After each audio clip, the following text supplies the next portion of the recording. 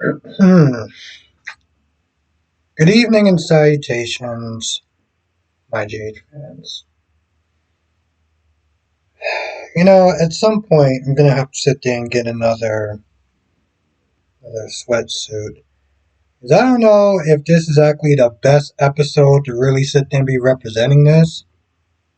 I don't know what this episode is supposed to be. It just, it seemed like it took a break, right? It genuinely seemed like it took like a pause. And maybe they got, because these things are shot weeks in advance. Maybe there's just a pause moment for it because the best part about this episode was the end. And that's for two reasons. One, because it was over. Okay, I'm just gonna be honest, because it was literally over. Number two, if you watch this episode, yeah, turned out it was Cyrus that gave Sam the medication that gave her a heart attack. Now, truth be told, people have been sitting there saying this for months. Well, not for months, for like weeks or whatever in my live stream. And I'm just like, that seems like that's some craziness. That's some spoiler channel just made up because gotta get those clicks and numbers. And I guess it turned out that they were correct. Why? It's something that I want to know. And is this it for Cyrus once he gets caught? Because I mean, come on, you got a dead body on your hand. Like you can't just like. But I mean, to be fair, Sonny has a dead body too, and we just all forgot about John, and I refuse to call that man Jagger to this day. So I think my question is why? Why did Cyrus kill Sam? Why? That's my question. Um, Other than that, Phyllis apparently went back to Nixon Falls and he asked Christina to run the place. And Christina is, still caught on her grief. But this time, Sonny's like, hey, remember when I said that you should wake up and pretty much have vengeance in your heart to sit there and keep moving forward? Yeah, now I just want you to sit there and move forward in a positive way, in a positive direction. Don't you think you should have probably told her that the first time around? Instead of whatever you told her?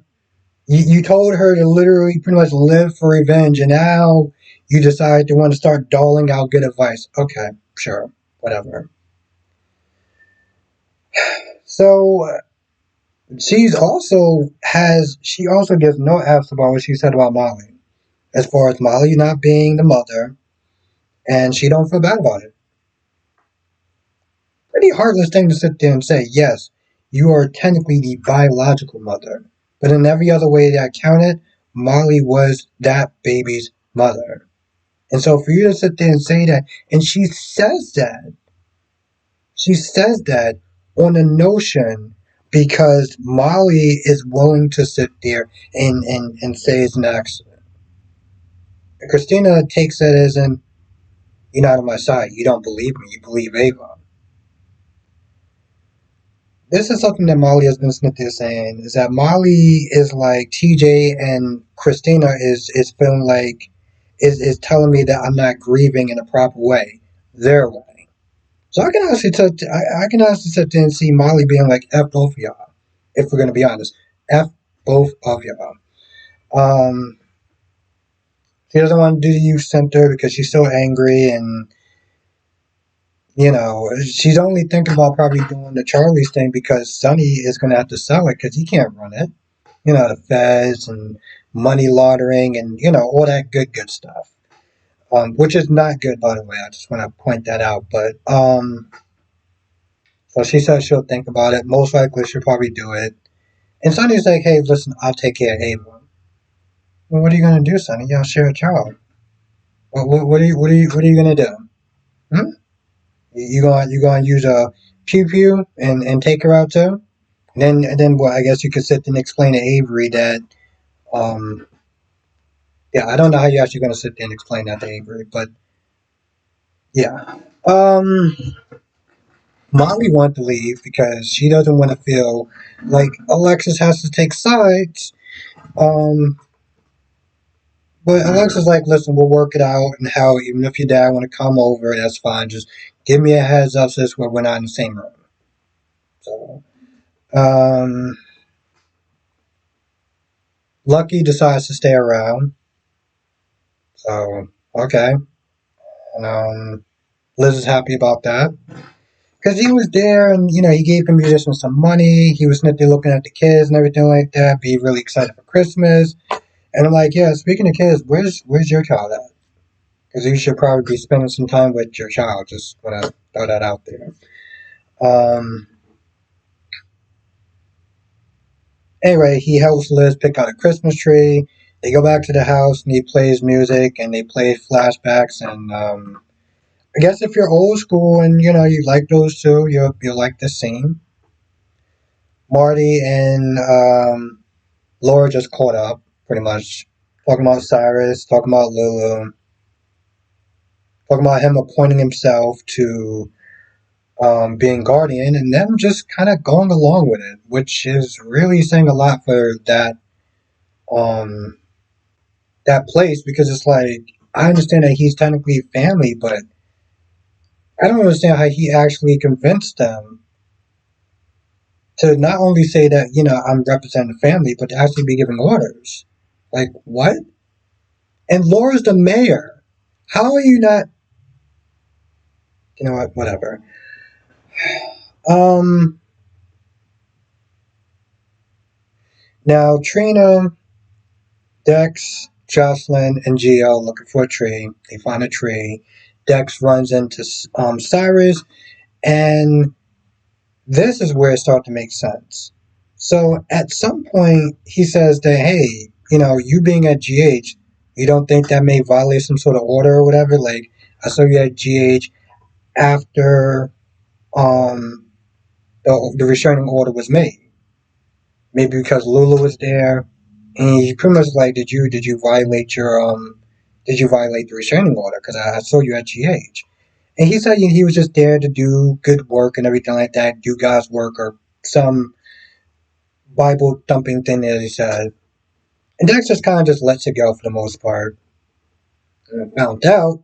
At first, I was like, I mean, because I'm going to be honest, most of this episode was pretty boring. So I kind of just like, oh, okay. I guess you're just being nice because it's the holidays. Turned out he was there. No, that's actually different. Damn. He was at the hospital. He said he did see him at the hospital, but he saw him at the hospital after the restraining order was made. But Sam already died like 2 weeks ago, if not longer. So I don't really understand what that actually meant. See, this is exactly what I'm talking about this episode. They get back to the house. They start decorating the tree. Geo starts telling these stories about his traditions. Dex has a look on his face that, he's thinking about just the shitty upbringing that he had. And Jocelyn, takes him out and, to kind of get him away from all the holiday jolly cheer and stuff. And I think after that, I just kind of tuned out because next thing I know, she said that I can't even sit there and repeat what she said because it's just going to make me want to hurl. Anyway, they have some sort of pointless sex scene, and yeah, that's generally about it.